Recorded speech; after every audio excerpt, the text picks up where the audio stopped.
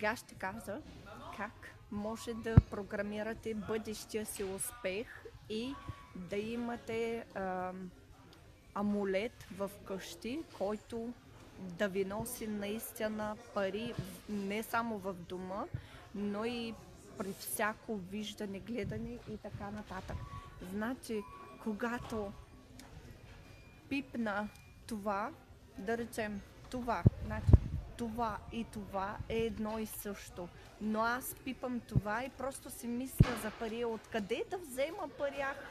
Как искам да имам пари? И всъщност по време на това пипане и дори да го пипна и да не го пипна, т.е.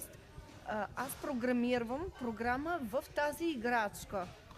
И примерно взема тази, това, което съм програмирала в тази играчка, късметът отива при друг човек.